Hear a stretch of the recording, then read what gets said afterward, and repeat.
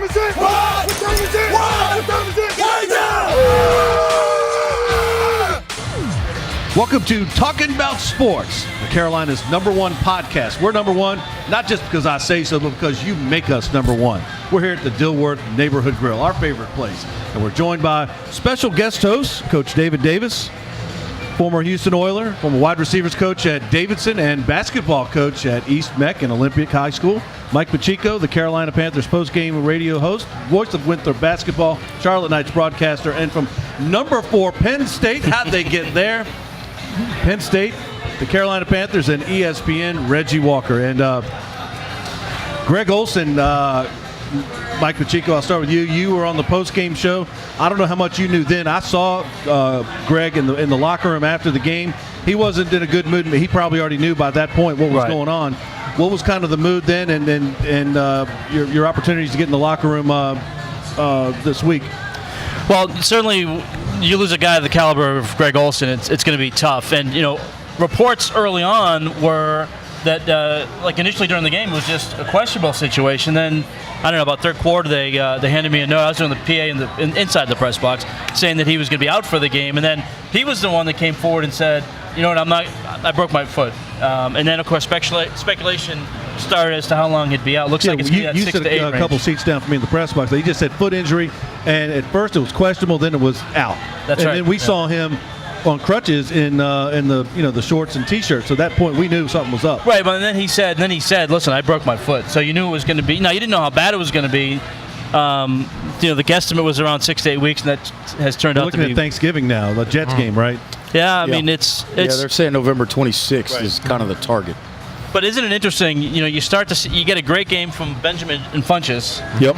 Right, so you start to think, okay, now look at all these weapons we have, and then one of those weapons goes down. But that's life in the NFL. That's life in the NFL, and I think the first thing, a guy like Kelvin Benjamin, who we've all been around him. He's bigger than Greg Olsen. He is. Is there any way to get? You want the best 11 guys against their best 11 in theory? Can Kelvin Benjamin maybe? Can they adjust the scheme, Mike Shula, maybe to get Kelvin Benjamin on the field and maybe bring in Funchess, Samuels, and Shepard, some of these other guys that it's going to hard to overcome Greg Olsen, but can you get Benjamin maybe running some tight end routes? That sounds theoretically possible, but it's not what you want to do with your football team. When you start redoing and trying to completely change who you are, it affects not only those guys that are playing a different position or different responsibilities, but it also affects offensive linemen. It affects the continuity of your offensive coordinator, your quarterback's coach. It affects how the defense is looking at the coaching staff in terms of, are you guys panicking that much? Because the mentality has to be next man up. Now, the reality is this. Christian McCaffrey leads his team with 9 receptions. He's averaging 4 yards per touch, which is a solid number. The problem is Funchess and Benjamin, 7 and 6 catches respectively. They're both averaging almost 15 yards a catch. The problem is they're not getting the football enough. So what you're going to see now, what you have to see now, in addition to Ed Dixon just playing the way he's not Greg Olsen, we get that. He's not 3,000 yards. Ed Dixon. He's a very good tight end, great blocker. But what he's going to have to do, he's got the ability to get open. He's caught about anywhere 54 catches. Right. They brought up someone from the practice squad, kind of an H-back. Right. But what you want to do with Ed Dixon is let him play tight end, expect him to catch the balls that he should catch, and then you expect Benjamin and Funchess to continue to win their matchup, 15-plus yards of catches, which is what they're doing right now. And then you get Samuel involved as well, and everything should be fine. Hey, I think Coach, I was going to say to you, you played wide receiver in the NFL. What's the difference from lining up maybe 5-10 yards away from the line versus on the line? I mean, what kind of an adjustment is that? And what can Carolina do to compensate for this loss of an all-pro caliber guy? Well, the biggest difference is that on the line of scrimmage, the defense can come up and put you in a jam position and get their hands on you. But if you're 3 to 2 yards off the ball, you have a freer release. And I think this week the Panthers, or until Olsen gets back, hopefully, they're going to go to a lot more 3-receiver set. And they're going to have to find a way to get McCaffrey more involved in the offense, maybe from a slot position. But losing the tight end gives you a couple of things you have to keep in mind. That tight end, when he has his hand in the dirt, defenses don't really know if it's run or pass right off the ball. Absolutely. But now when you have someone like, if you try to put someone like a Benjamin in that position, more than likely he's not the best blocker that you're going to have, that you can have out there when other than a full pledged tight end. But they're going to have to do a lot more 3-receiver set and a lot more check downs. Now defenses are going to kind of gang up on the outside on the wide receivers. Now Cam has to do a better job of checking down and go to whomever's at that tight end position, or maybe you'll see Stewart catch the ball more out the backfield. Yeah, and what I'd also like to see out of them is I call it, it's the offense that got Scott Mitchell paid. Go back to that to that. They called it a single back in Detroit, but a lot of times what they did is they had Herman Moore, Brett Perriman, and Johnny Morton out there. Then they put the big fullback in the backfield, Schlesinger, with Barry Sanders. Now I'm not saying Christian McCaffrey or Jonathan Stewart is Barry Sanders, but if the Panthers can put some semblance of Benjamin, Funchess, Samuel on the perimeter, and then all of a sudden you look in the backfield and Stu and McCaffrey are back there, that's 5 guys that you really have to account for. That's what I'm in saying. Everything Get that your best 11 guys out there, your best linemen, obviously. I think the way you do that is you would do it without a tight end. You would do it without a traditional tight end in the formation. How do you grade Christian McCaffrey after 2 games so far, Reg? Can you? No, I think you can grade him, but I think you have to be aware of what you're grading him on. I think, people get enamored with yardage. He's got 30 touches, 4.3 yards per touch. Not bad. But what I like that he does is, number one, he catches punts and doesn't put the football on the ground. Right. And then number 2, he seems to be doing a pretty decent job in pass protection. And that's where your backs have to be important. Now, a lot of Cam sacks that a lot of times that Cam gets sacked, whether it's last year, the year before, or this year, it's because he goes backwards in the pocket and doesn't step forward in the pocket. So at some point, you still got to coach that out of him. But as far as he did a better job of that against Buffalo. But as far as McCaffrey's concerned, it seems to me that he's doing a pretty good job picking up blitzes and helping in pass pro. I'd like to see McCaffrey. I think it's a honeymoon period right now. I think the Panthers are really trying to figure out how to best use him. Right. And I think, to his benefit, I'd like to see him be more, and I know it'll come with the territory as he gets more playing time, but be more of an influence of the game without the ball in his hand. Absolutely. How much attention our defense is going to play to him when he's on the field to give other guys opportunity to make plays. And I think that's one thing as we see maybe game, 5, 6, 7 mid-season, we'll see how much influence he has with this Panthers offense, depending on how defenses react to him being on the field. Yeah. Mike, I think they have to figure it out fast because New Orleans is a good ball club. They may be 0-2, but Drew Brees can throw for 400, sometimes 500 yards on any given day. They're going to come out guns blazing. They have nothing to lose. New Orleans is a very dangerous team coming in here. Mike Shula, I'm going to tell you right now, Mike, 9 points is not going to beat the New Orleans Saints. They better figure out some kind of an offensive game plan or some continuity and get some kind of balance going because they need to turn it around fast and get McCaffrey going and somebody else going because it's not what they did, what they put out there last week against Buffalo is not going to work against the Saints. Well, let me say this before you, and because I think that's a sort of a fair assessment, and let's call it what it is. Well, I'm fair. Saints defense can't stop a nosebleed. Okay, let's just get that. Like 500 yards. Right, let's put that out there right now. But I think what people fail to accept because they're looking at the name of the teams, the 49ers and the Buffalo Bills both have stout front sevens. They've got really good players on the defensive front, both of those teams, and they can create some problems with your offensive line. And as we all know in this game of football, if your offensive line can't dominate the line of scrimmage, you're going to struggle at times. And that's been the issue with the Panthers so far. Well, the biggest issue, I know we have some, I think we have sound of this coming up too, but the biggest thing, and Cam said it on Wednesday, is they have to score touchdowns. Now, when you look at, I was prepared for that question, Kevin. 5 of 19. I took 2 drives out because one drive was at the end of the half against San Francisco. One was at the end of the game. They had 1 play each, so those don't count. So in 19 drives, Panthers have 5 drives of 10 or more plays. Is this your John Tobias impersonation? This is my. I am. Well, I mean, someone's got to pick up the slack. That's it. JT is slack, so somebody's got to pick it up. With the World Traveler, 6 of those 19 drives were of 5 minutes plus. Yeah. Now, on those 5 drives that were 10 plays or more, field goals. That's the problem right there. Yeah. And Cam said that yesterday. We have to score more touchdowns. They're productive on offense. And here's the number I shared with Reggie before the show. If you take the last two quarters of San Francisco and the first 2 quarters of Buffalo, Panthers offense had the ball for 43 minutes. So they're gaining ground, and what that means is Now, if they can do that against the Saints, Drew Brees isn't going to have a lot of time. He can't to do score a lot when of he's on the things. bench. Right. Now, exactly they're right. not going to hold the Saints to 3 points, but if they can hold them to 20 or less, then it is incumbent on the offense to score touchdowns, and that's the formula for the win.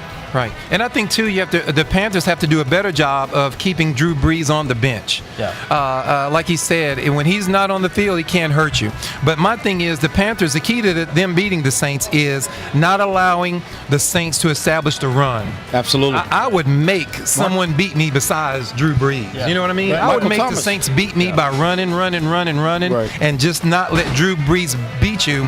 But if the Panthers cannot stop the run, it's going to be a long day. Well, fair enough, Reg. We're going to come back with your thoughts. We're going to talk and check in with Ron Rivera. We've got Gamecock football, Duke, Wake Forest, plus boxing great Christy Martin's in the house. Not just on tape, but in the house. We're here at the Dilworth Neighborhood Grill. This is Talking About Sports. In the building.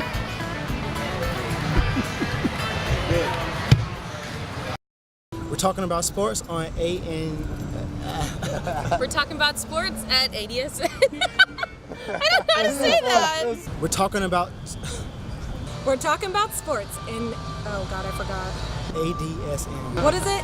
ADSN. ADSN, okay. We're talking about sports. Talking about sports. We're talking about sports. Talking sports. Talking about sports. We're talking about sports on ADSN. Talking about sports on ADSN. The thing that makes this unit different is the communication.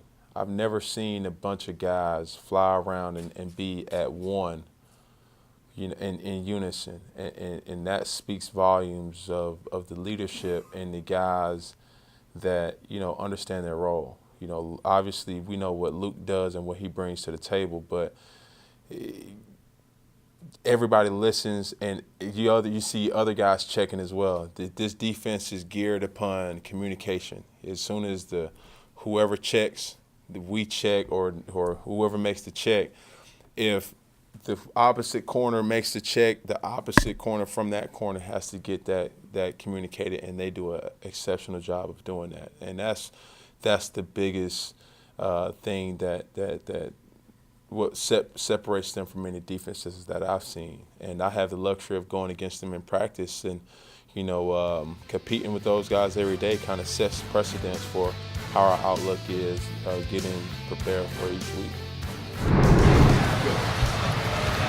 Reg, you ready? Okay. Yeah, man, we're good. All right, we're back at the Dilworth Neighborhood Grill. Hey, style takes time. Well, I wouldn't know. Reggie Walker over there, styling, profiling. I got to get right, man. He may not be kiss stealing, wheeling, dealing, limousine riding, jet flying like William Wilson and Ric Flair, but he's doing all right. Mike Pacheco and Coach Davis here, and we just heard from Cam Newton talking about the defense. He's got a lot of friends on the defense. Luke Kuechly flying around. Yep. Not to mention a great game from Julius Peppers, 2 sacks, turning back the clock. You'd have to think that Cam is hoping that the Panthers can put another defensive performance that will set him up with some offensive opportunities.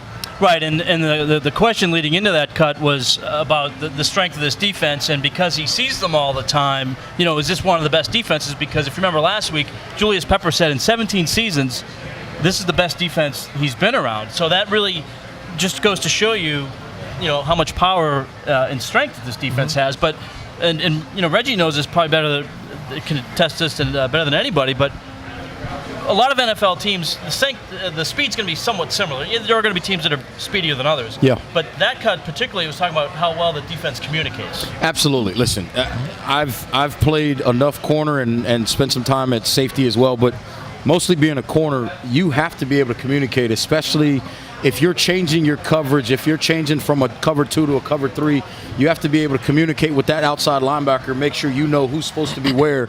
This defense has always been really good at that. They were really good at that, especially in 2015 when we saw this team make a lot of big plays. And part of that, listen, that season, the year they went to the Super Bowl, they were plus 20 in turnover margin. Right now they're even. Now I'm not suggesting that they're in trouble because they are playing good defense. But when you're communicating well, that's how you end up with guys underneath slant routes, underneath out routes. You get those interceptions and you get those short fields that make your offense, it makes it a lot easier for your offense to score points. So the communication factor, and listen, that's No one's questioning Luke. No one's questioning TD at all, because that's one of the things that obviously Cam talked about is their ability to communicate. But that's one of those things that as you continue to fit some other guys back in, as much as Pep is a veteran, he's still coming back to a defense that he hasn't been to for more than 5 years. So when you start adding those pieces in, you've got to let guys kind of get themselves together, get on the same page with the communication, and I think you'll see this defense continue to grow. Yeah, I think it'll get a whole lot better too. And like you said, Reg, when the communication part is big, but it also spans across the field. Absolutely. That corner on one side has to relate to the other corner on the other side what's going on too. When there are changes, maybe a back or a receiver in motion. But the linebackers are that conduit to both sides. They're the link to both sides of the field. So it's very important that Luke, and he does a great job, and TD does a great job of letting both outside corners know what's going on as far as the defensive package is concerned. Absolutely. And with Peppers, you got to realize he's gained that respect across the NFL. Yeah. Although he's up there in age, the respect factor is still there, and you can't put a price tag on respect. And that's something that he has. And the Panthers, other defensive linemen, defensive backs, and corners and linebackers, they should appreciate Julius Peppers because he's going to get a lot of attention from offenses now that the respect is there.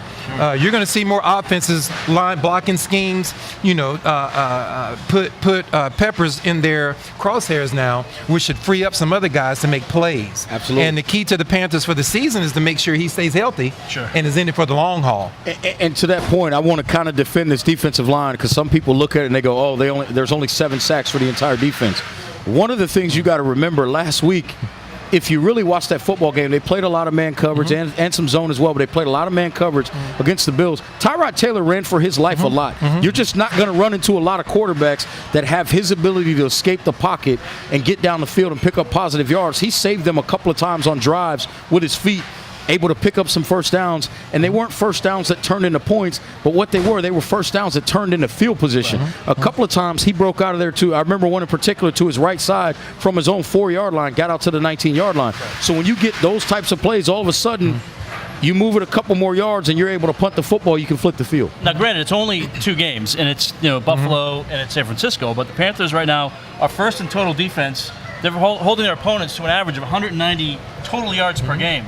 In today's NFL, that's unheard of. That's insane. It's 3 points, insane. And even the passing numbers, 136 yards, which is second, and they've only allowed 60 yards per game rushing. So that speaks to your point about the line, because you can't do those things without the defensive line doing their job. You do that a lot this season. You're going to win a lot of games. And second straight home game, we don't usually get that around here. In fact, I think the next home game is one of the night games. I guess it's against the Eagles next month. On Thursday night. And then there's hardly anything until November. And you got to like the Panthers in this matchup, having won 4 of the last 5 against the Saints. Kirk Coleman, Mike, 9 tackles, an interception in the last meeting, 14 interceptions since 14 times for the second most in the Panthers. The Panthers defense, you just pointed out, allowing 60 rushing yards. Coach, you said you want to make other teams, particularly the Saints, go with Adrian Peterson, Mark Ingram. You want the Saints to try to beat you running the ball, not with Drew Brees throwing. Right, and another thing, too, if you look back to when the Panthers made the Super Bowl run, they had these all-world defensive backs, but a lot of people forgot. Probably 85% of that was the front 7. Absolutely. Putting pressure on the quarterback. That makes quarterbacks make bad decisions, receivers cutting their routes down. And I hate to say it, but you look at a Josh Norman, who's a wonderful corner. He's not having that success because the front 7 of the Redskins is nowhere near the front 7 of the Panthers 2 years ago. And I'll tell you, as a corner, if every time on 3rd down I'm dealing with 3rd and 12 and I'm sitting in a zone, I'm going to probably be an all-pro too. Life is good. It's not that hard to be a great player because you can go hunt, you're playing zone, so all you got to do is sit back there, read the football, either make the tackle or make the interception. You look at the Panthers' defensive line, Charles Johnson, Mario Addison, Julius Peppers, K'Wan Short, Star Lutele. That's like the firing squad, a gas chamber, or lethal injection. It's the same result. And it's not good any way you look at it. They got 7 guys, of which Kyle Love. You can't double any of the – you have to double one of them, but the problem is, who do you double because the other guy's going to beat you? And then, not to mention, they could just throw in, let's just blitz Kuechly or Thomas Davis, or Kirk Coleman may come in. Right. Or come off the edge. And I think you got to blitz Breeze, because if he sits in the pockets and it gives him time to make great decisions, you're going to lose that battle. I think they have to blitz him and put the onus on the corners and the free safeties to play good man coverage, because if you allow him to just stand back here and throw it, he's going to have a 400-yard game. Well, and I would say maybe the interior has to have a big game. Absolutely. Because if you create that pressure up the middle, you knock him off his spot. Now he can't get into that 2-3 second timing that he wants to. And that's a very important point you make, because if you watch the New Orleans Saints and you think about the game of football right now, Drew Brees is the last quarterback probably in the league with 5 and 7 step drops. Most guys are 3 to 5 steps. Drew will go 5 to 7. Part of that's because of his height. Part of that's because they like to push the football down the field. So anytime you've got a quarterback that's going to 7 yards and you've got a couple of guys that can come off the edge, like you said, Mike, if you can push that pocket in the middle, he's got nowhere to go. And Drew's not the tallest guy either. So it closes down his passing windows to get the football out as well. Yeah, he's a little less comfortable out of the pocket. And if they can put the pressure up the middle to force him, because he can't see over him, one, but if to make him move, make him go left or right, he's not comfortable. If he's sitting back there looking over everything, finding the gap to throw the ball between the offense, defensive lineman, he's a great quarterback. Absolutely. I have to think that with the upcoming schedule, Carolina really think Saints are 0-2. They have a tremendous offense. Carolina really needs this game. You got a game against New England coming up, Mike, 1 o'clock, October 8th, Detroit, which a lot of people thought was a W at the beginning of the year, but suddenly Detroit's a pretty good ball club. A good football team. We don't come home. The Panthers don't come home until the 12th against the Eagles. So I think this is a very must-win. And by the way, the Patriots, not looking ahead, but they seem to have righted the ship. They're still pretty good. Well, but if you watch them on defense, that you can tell they're a much slower defense than they've been in the past. Now, schematically, we know they're going to be fine, but there's some things that physically, if you really watch them, that you can put them in some matchup situations that they don't handle as well, because they don't have that kind of team speed that you're used to seing from a Belichick defense. And they're not the defense they used to be. Mike, what did you hear in the locker room about how we're going to go against the Saints? And I don't think anybody's talking ahead by any means, but Coach wants them to force the running game. But what about some of these the D-line? What about some of the execution of the offense, as a term you like to use? I think they're in favor of executing the Saints' offense, the defenses. Thanks for setting me up for that, Joe. That's what I'm here to do. No, they, it doesn't really change opponent to opponent, really, what they want to do. I mean, the names change because it's different players. But what this team really needs to be concerned, and I'm going to steal a Coach Cutcliffe line because I know he's going to talk about this a little bit later. Gotta love Cut. Right now, and I remember my coach in college told me this, it's more about what the Panthers are doing than what the Saints are doing. Yep. You know what I mean? I mean, this early in the season, they're still trying to find their identity.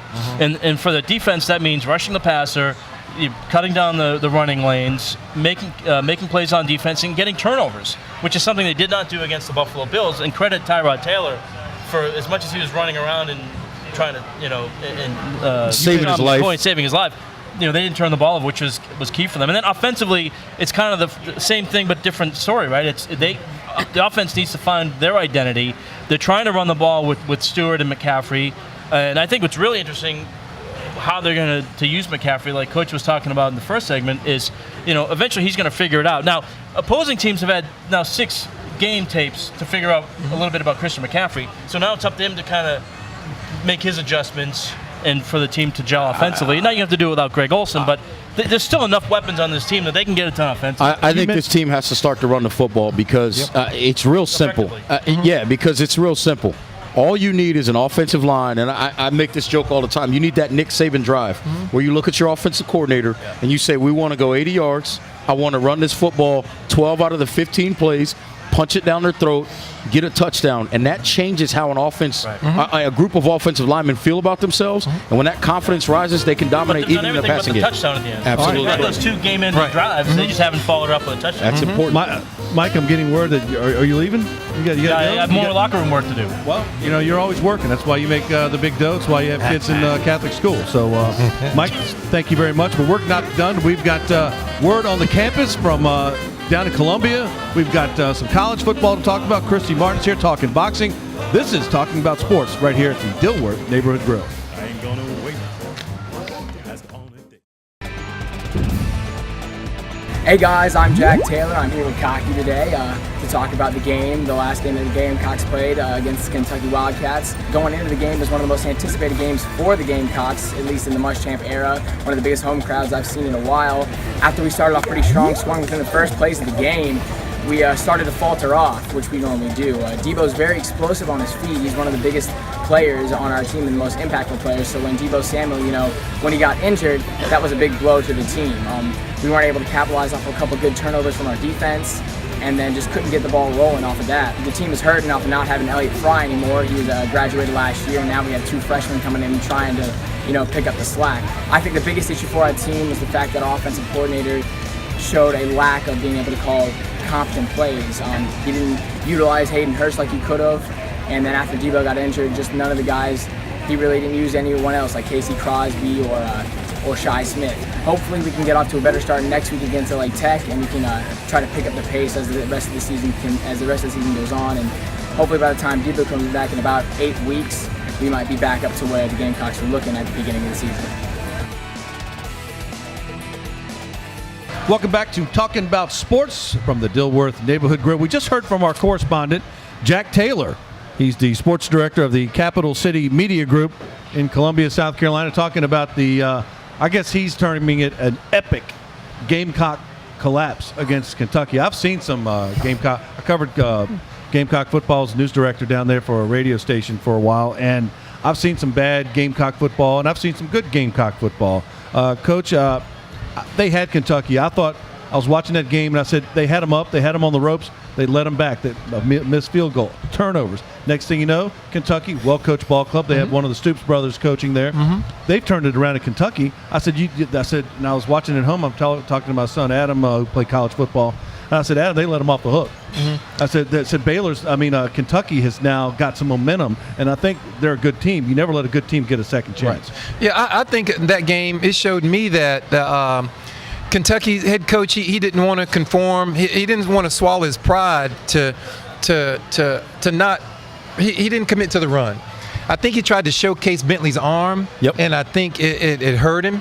I think South Carolina is one of those teams that could punch people in the mouth if you put the mindset to it. And Kentucky just was okay. I'm glad you guys are throwing the ball. You can get they only got 54 yards rushing. Against a Kentucky defense, which is unheard of. But for some strange reason, the coach didn't want to put any time and effort, the South Carolina coach, into the run. And then that was real troublesome, especially when you got the time of possession. I think Kentucky had the ball 13 more minutes than South Carolina, but that was a lot of 3 and outs by South Carolina where they couldn't convert. So my thing is, keep your defense off the field by running the ball, running the ball. When we saw South Carolina against one of your teams, the NC State, at the beginning of the year, South Carolina had the ball. They had it a whole lot longer. They were running the ball. Deebo Samuel, who I think got hurt. I mean, but still, it was a balanced offense, and it was opportunistic offense to where Bentley was running and scrambling and making plays, but not designed to passing. Reg. Well, here's and you made a great point about having to run the football. I'm gonna put it to you this simply. And I took out Jake Bentley because sacks count against rushing yards. But when you look at South Carolina, they're averaging 3.5 yards a carry in the running game. You can live with that. You can. It should be better. But the point in saying that is it should be better. It would be better if you trusted it. You've got to trust it. The other thing about this football team in particular, and listen, we know what Muschamp's background is.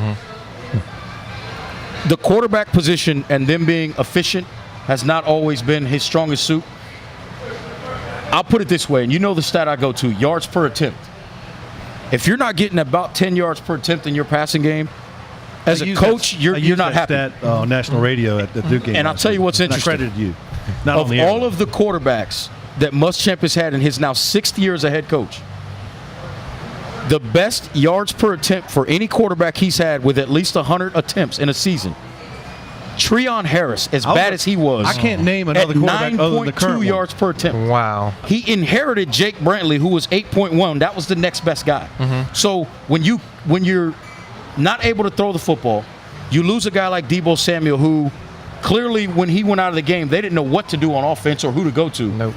Your next best bet, especially when you've got two big running backs, you got to run the football. Yep. If that means you got to come with 2 tight ends and a single receiver and run the football, then you run the football. Go to the wing team. Coach Belichick has to understand is there are certain ways to win a football game, and you have to be able to adjust in the game to win the football game. Run the ball. Yeah, he made no adjustments. Even Dowdell, put the ball in his hands. Put the ball in the Let's kid's see what hands. happens. Yeah, and like I said, running back. I totally agree. But then again, when you lose not only gaining 54 yards, a yard at the rushing battle, and you lose time of possession, you're counting on Bentley's arm to win football games for you, and that's not going to happen. And I think that's a bad sign for South Carolina to lose at home, to a lower tier Southeast Conference school. But you still got Georgia, exactly, Florida, yep, Vanderbilt. Of all the teams to lose to at home, this year it appears that Kentucky is the wrong one to lose to. Yeah. But I'm going to tell you something, and I'm going to throw some out here. Right now, they're sitting at around, I think they're 18th as of right now in terms of recruiting rankings, Kentucky.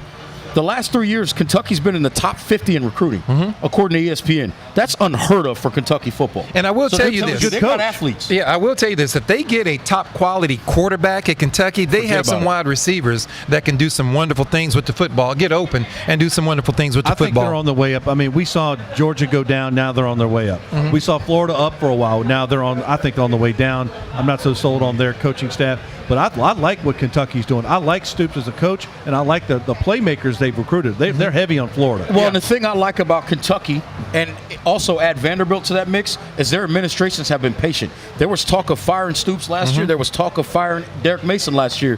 Those administrations have stayed patient and allowed those guys to turn those programs around, and now you look at both of them sitting there at 3-0. Yeah, and I think Stoops is a little bit smarter than me when it comes to head coaching and recruiting. But with all these athletes that he's getting, I hope that he recruits the big guys up front that can protect the quarterback and to make things happen on the offensive line and just not recruit a whole bunch of athletes. Here's another team that's taken a few people, not me, but a lot of people by surprise. That's Wake Forest.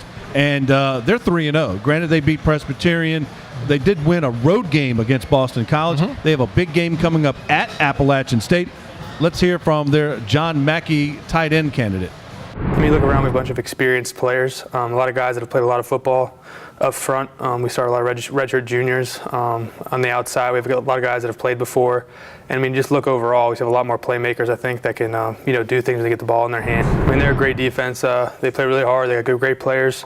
We're going to have to really bring it this week, be detailed. For me, it's just sticking to the same things that we always do. Play our game and execute the details.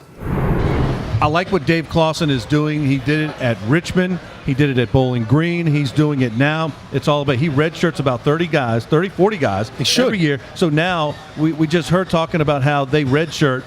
They got 30, maybe some redshirt juniors. These guys are in. And this is a physical ball club, and they are a team coach. They like to hold the ball. They like time of possession, getting first down and total plays. I like what Wake Forest does. I think they're going to beat App State next, and then the week after, they're hosting Florida State. I think a very beatable Florida State. Yeah, we've seen it happen before with the Wake Forest team against the Florida State that played it competitively at home.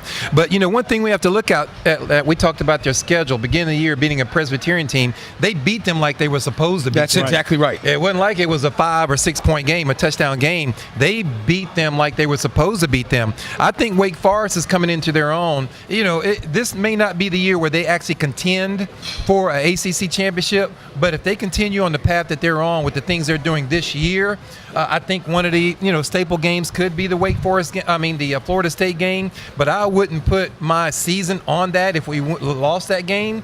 But they can be extremely competitive in their division to get into that game. But that's a tough division they're in. And Reg, I don't think they can overlook App State. Now, granted, App State is not what they once were, but they're still a good team. And this is Wake's first trip up to Boone.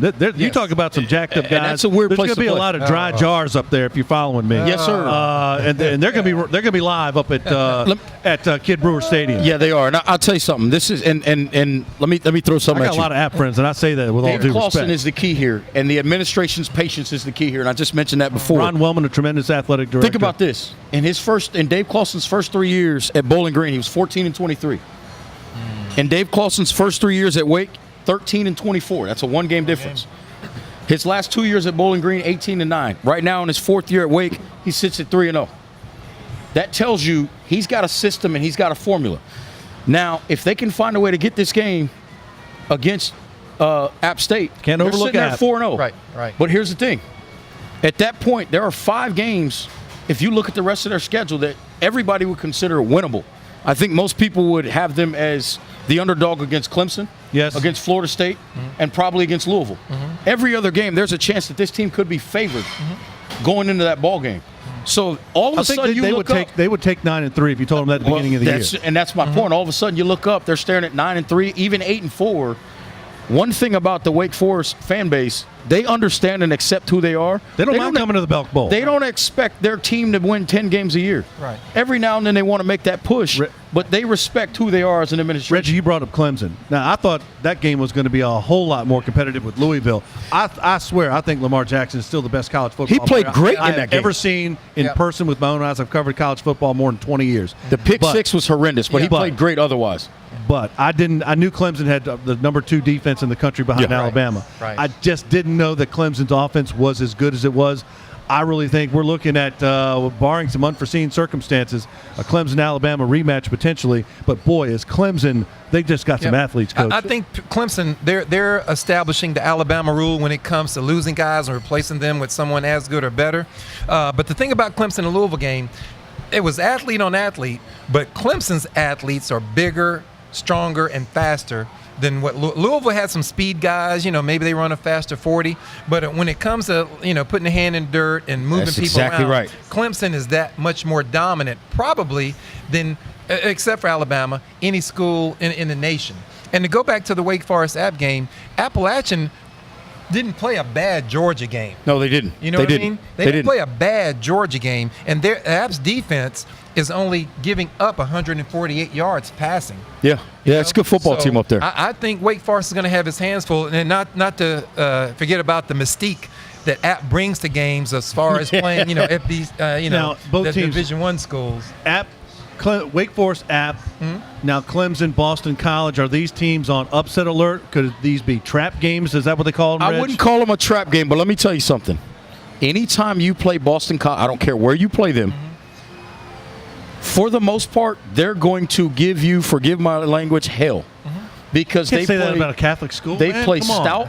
They play stout fundamental Might have to football. go to They don't confession this have weekend. a plethora of athletes. Right. Not but just they for that, play though. good, smart football. And getting back to this Clemson team, listen, we talked about it in the first week of the season. They looked okay against Kent State. I'm going to tell you right now, they sacked Jarrett Stidham 11 times. If Lamar Jackson wasn't the athlete he was, if that wasn't the guy standing behind that offensive line, because the Clemson defensive line was completely dominant over the Louisville offensive line. If that's not Lamar Jackson, that guy gets sacked 15 times. Totally Lamar agree. Jackson only get sacked 5 times is insane. Because and I've said it 1,000 times on the show, Clemson has 2 of the best 5 defensive linemen in all of college football right now on the same defensive front. That's the shades of Gaines Adams, Gerald McCoy on that offensive line, that defensive line. I like what Clemson's doing. They got athletes. They got fast corners. They got hard hitting, but also fast linebackers. They got these linebackers can actually cover running backs and slot guys. I think they may be a little better than the group they had last year at linebacker with Bullware in there. They to are be better. honest with you. They've got more range because Bullware didn't have the sideline sort of speed and the range. lateral movement. And there was one of my guys from my hometown, Carlos Watkins, played at Clemson last year. He's with the Texans now. What's the hometown? What's your hometown? Forest City. Well, Rutherford County. All right. Yeah, Rutherford County. Uh-oh. He a lot was of full great, jars up there. Yeah, and some empty mason jars too. That's what I'm talking. That's what I'm talking about, Coach. I'm on my way. There you go. I got one at home. I tell you what else I like about Clemson. Listen to this number. On the season, 813 passing yards, 746 rushing yards. When you're that balanced on offense and your defensive line is that dominant on defense, that's a recipe to going back to a Speaking of recipes, they got that up at Rutherford County. So we just heard Kevin Tolbert telling us to go to break, so we will. But not before we tell you that we're coming back. We're going to talk some Duke football. I saw them in person against coaches Baylor Bears. We're coming back with more Talking About Sports right here from the Dilworth Neighborhood Grill. And Kevin, feed us, man. What's up?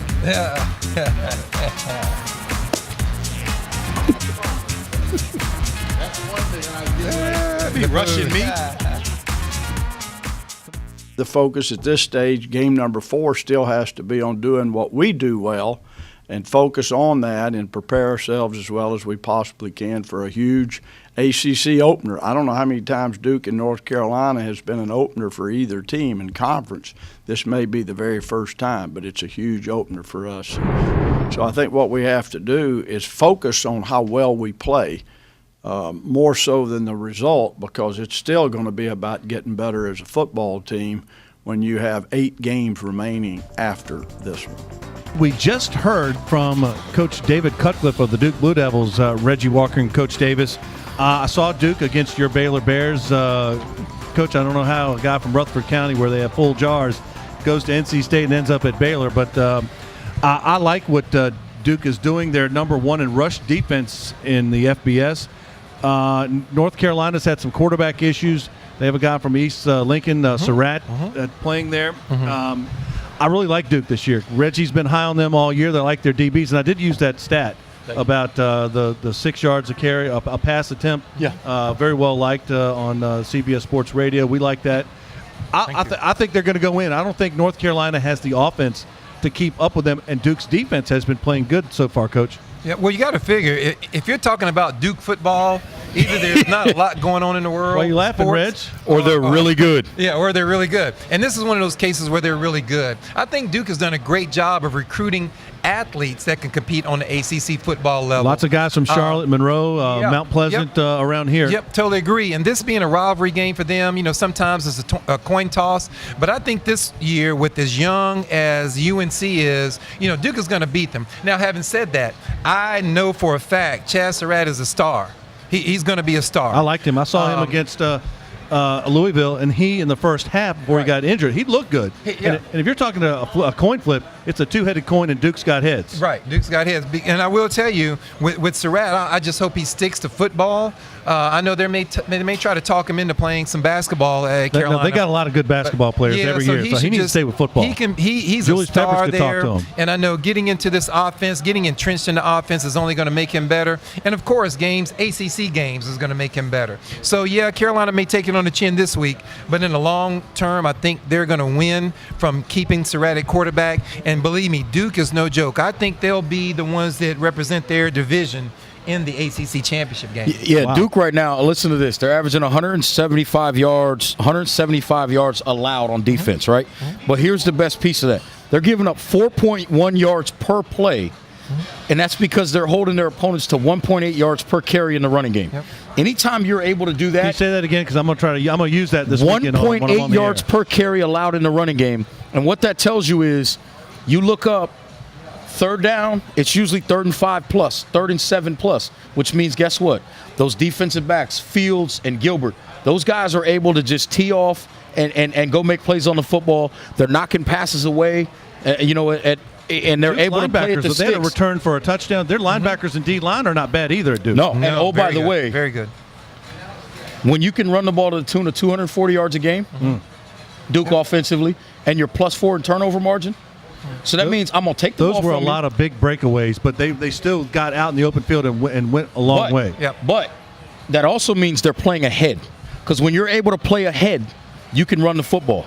So then if you can run the football while you're ahead, you can maintain a lead. Then if you're taking the football away, it's even harder for them to come back because they've got to take shots against that really good secondary. Yeah, and one thing Coach Cutcliffe does well, he coaches to his team that he has on the field. He likes his scheme. Yeah, he surgically operates on teams on both ends, offensively and defensively. I think on offense, he methodically breaks the defense down. He's a smart enough coach to know I can swallow my pride. And I used to coach with a guy named Tommy Knox, who was a great football coach. Yeah, Tommy's a great football coach. Tommy would always ask us as assistant coaches to find a weak spot and let's expose that. And that's something I think Duke does well with the run. Yeah. If they're, do it until they stop it. That's exactly right. He's so methodical about it. He changes up formations well, keeps defenses off balance. But if he's going to run the ball, he's going to run the ball, and that's something that they do very well. Yeah, and the thing you like about what Coach Cut does is his process is always the same. And we heard him say it. We're not going to change. We're not going to do anything different. Yep. We're going to do what we do, and we're going to just try to continue to get better at doing what we do on a daily basis and we'll have a chance to win football games. That's how you coach football. You know, I coach, at the JV level right now. We don't do anything special. Our guys know what to do. They know what their adjustments are. They know what their keys are. Did you guys win? And we just go play football.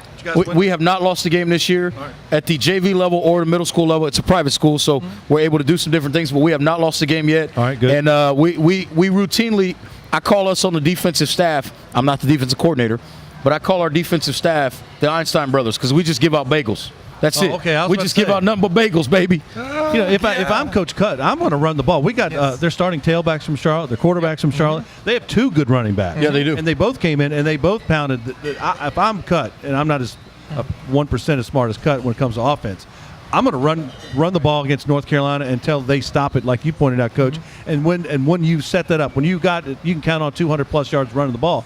The play action and the short passing are going to come. Totally agree. And here, 2 things that North Carolina better fix, or they're going to be in trouble this year. 70 yards a game in penalties. That's not going to help you win games. More importantly, teams are 83% in the red zone. 10 of 12 in the red zone against that North Carolina defense. You better start forcing some field goals and creating some turnovers when you're backed up in your own end, or you're staring at a 4-8 season. Yeah, and 2, you got to realize Duke's defenses, they don't get outplayed, and they don't make a lot of mistakes. You hear it on the offensive end, don't make mistakes. Don't put the ball on the ground. Don't drop balls. Don't give up sacks. But Duke's defenses, they're very disciplined, and they don't give up plays. They're a hard-hitting defense. They are. Speaking of hard-hitting, smack you in your mouth. Speaking of hard-hitting, we've got Christy Martin, who's patiently waiting right off camera. She's coming up and talk some boxing. She has a super spectacular card coming up in November. We're going to talk about that. Plus, I got to get some reaction from not only Conor McGregor and Floyd Mayweather, but this Triple G Canelo fight. Oh, man. And I called it. I told my friend in Las Vegas, Steve Cofield, I said, this was a work. Total work. The fight was great. The decision was an issue. Hold on. We got to go to a break, but I think it was designed for a rematch in mind. That and much, much more from the Dilworth Neighborhood Grill. This is Talking About Sports. We're talking about sports on We're talking about sports at ADSN. I don't know how to say that. We're talking about sports in, oh God, I forgot. ADSN. What is it? ADSN. ADSN, okay. Yeah. We're talking about sports. Talking about sports. We're talking about sports. Talking sports. Talking about sports. We're talking about sports on ADSN. Talking about sports on ADSN.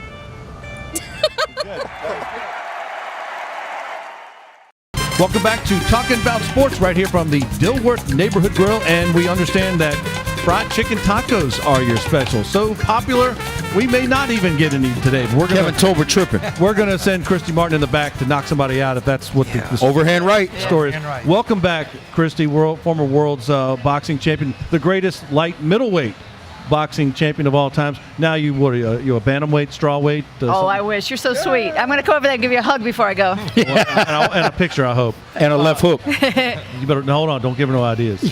November 18th at the center stage in NoDop. You have another tremendous fight card. What's going on there? Who's on the card? And I'm looking forward to it already. This is going to be the best card that Pink Promotions has promoted so far, and we've had some good ones.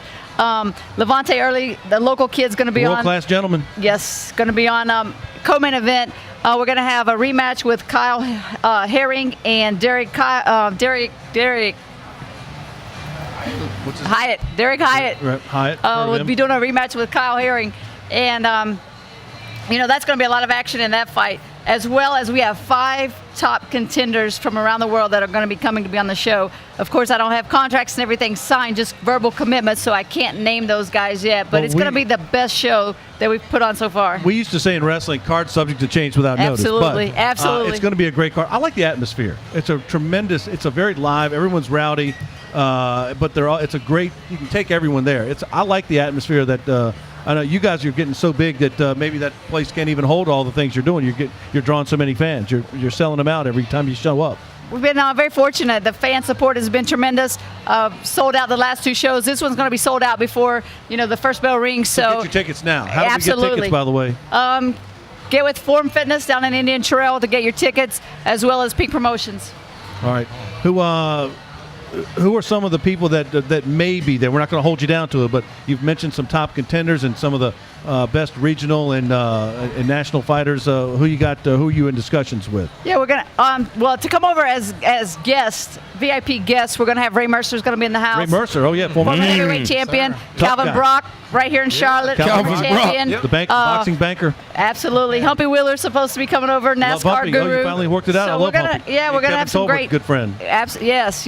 Billy Backus, former world champion back in the day. Kelvin Seabrooks, you got him? Seabrooks will be in the house. Gotta love the merciless one. Absolutely. Absolutely. A lot of That'll be fun. good. Ray's always the life of the party. Yeah. Christy, we saw earlier this week, or last week, I guess it was, I wanted to bring on as my phone locked up, but the Triple G Canelo fight, a boxing reporter named Harv Aronson said it was basically a fight that, and I'm quoting here, Triple G was the clear winner while pro boxing had black eyes in the past, along with fixed fights and mafia involvement. Instead of this fight helping boxing gain popularity again, it instead put it squarely in the rear seat of a big bus. He said that the fight, I'm paraphrasing, was basically designed to have a rematch. I don't know about that, but I know it was a good fight. I don't know if I'm going to agree with this. I thought it was, I would like to see it again, but money talks. Are we going to see it again? Reports are they're already talking. I don't see how we cannot see it again. As fight fans, we're going to demand to see it again. But as business people out there, I mean, the promoters are going to put it back together. It's the biggest fight that can be made at this point. So to have that rematch, it to me is a no-brainer. Well, will you now, as a former competitor, a fighter, one of the talent, now you're on the other side. You're a promoter. How is that different? Oh, it's a lot different. It's so much easier to be the fighter because everything is. You want your money, but now you don't want to give the money out. Look, you know what you're going to get when you go in the ring, number one. But it's in my hands when I'm the fighter. I mean, I have control. Either I'm going to win, lose, or, unfortunately it could be a draw. But as the promoter, there's so many different moving parts, and they're not in your hands. Like, you can't really force people, obviously, to buy tickets, but you can go out there and hustle and do all you can to promote your event and still not appeal to the public. So it's much harder to be the promoter. Any day I would be the fighter. I don't know if, and while we have you here, because to promote not only your November 18th card at Center Stage and No Doubt Get Your Tickets Now, last time you were here, we were talking about Conor McGregor and Mayweather. All y'all had it right. I didn't say that Conor McGregor was going to win. I just said it would go longer than everyone else did. I just thought it would be some kind of a questionable ending, but I thought it was respectable. It still was a spectacle. I thought it was an early stoppage. I thought it was a little. I think anytime you have a fighter, regardless of it's his first professional match or not, I felt like with a fighter that was bigger, as Conor was, you got to let him fall. He wasn't. It's not like Floyd is delivering shots that are going to shatter someone's something as he lands punches. I thought the stoppage was a little quick. I do think Conor was pretty much done, but I think the stoppage is quick. I think you got to let the guy go down. Dana or at White least could cover have up. said to put a bug in someone's ear, hey, I want to keep my guy strong. Yeah. So if it gets close, get him out, and so he doesn't look too bad. Yeah, as a boxing fan, we'd like to see guys get knocked out. Right. But then again, even like within football, boxing has the safety precautions in place. He was getting beat pretty bad, and at that point, it could have been that one more punch that ruined his livelihood. You know what I mean? You're right, but at the same time, with all the hype that preceded the fight, you want to see it with a definitive ending. Right. And Right. if the ref would have just let 2 or 3 more punches go, Floyd would have stopped him, would have dropped him, and there would have been no questions. So Right. now there's still a little bit of question. The MMA people still think, oh, rah rah, our guy's so tough. No, Floyd played around, and finally in the 10th round he decided, I'm going to pick it up a notch. And when he decided I'm going to end it, he did. Yeah. Was that Richard Steele? Do you remember the referee? No. Because whoever the referee was, as a referee, you don't want that on your conscience if it was that one punch. Yeah, and I think that's where Absolutely. right, and that's where I think you've got to understand who the fighters are in the ring. Right. If that's a guy like Canelo in the ring, you stop that fight when he did, because Canelo's heavy-handed. Right. Triple G, and we'll get into that whole fight here in a second. Triple G is heavy-handed. Yeah. Certain guys are heavy-handed. Kell Brook is heavy-handed. Yeah. Crawford can be heavy-handed. Floyd is not heavy-handed. Right. So I think that's the difference. To me, and you know this better than me, but I think that's the difference. When you've got someone heavy-handed, Christy Martin used to be real heavy-handed. When you've got someone heavy-handed, that's where you protect the other fighter. But if they're not overly heavy-handed, I think there's some room to let a person go down. Gotcha. I get what you're saying, but at the same time, it's the accumulation of blows really that I think puts the serious effect on fighters. So, I mean, usually when you get hit with one shot, you get knocked out, you're out. Right. But when you take the punishment for 10, 12 rounds, that's when the fighter gets hurt. Gotcha. Makes sense. Christy, Chris Mannix tweeted, remember the name of Adelaide Bird has had some very questionable cards in the past. Top rank once again tried to have her removed from a big fight. So, as a promoter, or do you listen to the promoters about judges? I mean, we're here in the North Carolina State Athletic Commission, which is kind of out of our hands. But we got to have another fight, another rematch here. And I'm also looking forward to, by the way, Deontay Wilder fighting on Showtime of all places in November before Bomb Squad. Yeah. Wilder's no I like joke. Deontay Wilder myself. Now, what about a judge? What kind of input do you have in terms of the judges and the officials? Here in North Carolina, I have zero. And I'm as you fight for a title fight, you have a little more say as the fighter of who's going to be the judge and who isn't. But it's still a tough call because you don't want to be too friendly with any judge. You don't want to be like, oh, well, I picked this judge, I picked that judge, and then at the end, that judge votes in your favor. So it's just hard. I tell all the fighters on these shows and anybody that wants to talk to me, look, take it out of the judge's hands. You know, if you win by knockout, then you don't have to worry. Speaking of Bomb Squad, this looks like we don't have the very popular chicken tacos, but we've got beef nachos, my favorite, the pretzel. We got some wings. So, Christy, you came at the right place. Absolutely. You came at the right time. I'm a smart girl. Well, there you go. We got to get your thoughts on the unfortunate passing of the Raging Bull, Jake Lamotta, 95 years old, literally in the pantheon of all-time great, no matter what weight class. Absolutely. Jake LaMotta was, he started out actually as the Bronx Bull, and I was fortunate enough to have a magazine signed by him as the Bronx Bull, so that's kind of cool. Got to meet him a few times. One of those guys that, his reputation precedes him wherever he goes, wherever he would come, just a tough guy. Fighters, they don't make fighters like him anymore. He would go in and fight, as we know, Sugar Ray Robinson 6 times. Who's going to fight Ray Robinson 6 times? No one. But Jake LaMotta was willing to do that. And he was a pretty did win. Character, too. Oh, absolutely. He knew how to sell the show. Yep, and one great quote I seen on TV the other day, having fought Sugar 6 times, Sugar Ray Robinson 6 times, he said he got diabetes from fighting Sugar so much. Yeah, absolutely. He took a beating, don't get me wrong. It beat him the one time. Right, absolutely. He beat him one time. Not a lot of people can say they beat Sugar Ray Robinson, but Jake LaMotta's one. That was still one of the made after you too. Right. That was still one of the best sort of collections of fights between two fighters that we've ever really seen, because they were willing to keep doing it. Yep. And that's what fighters today will not do. They won't put that 0 on the line. Everybody's afraid to see their Ogo. And Christy, before we wrap up, we want to get one more. Just hear what's going on with Pink Promotions, and tell us one more time about the November 18th at Center Stage in Nodon, how you get tickets, and what's next November 18th and beyond for Pink Promotions. November 18th, we'll be back at Center Stage promoting local fighters as well as international flavor. Tickets at Forum Fitness in Indian Trail, or you can get Pink Promotions online. All right, well, there you have it. I'm pulling up Pink Promotions right now. Food is here, and no more talking for Reggie Walker, because he'll go forever and we won't get to eat. So we're going to talk about these appetizers. We want to thank Christy Martin of Pink Promotions. November 18th, Center Stage. Reggie Walker, Coach Davis. I'm Kevin Casey from the Dilworth Neighborhood Grill. So long for now.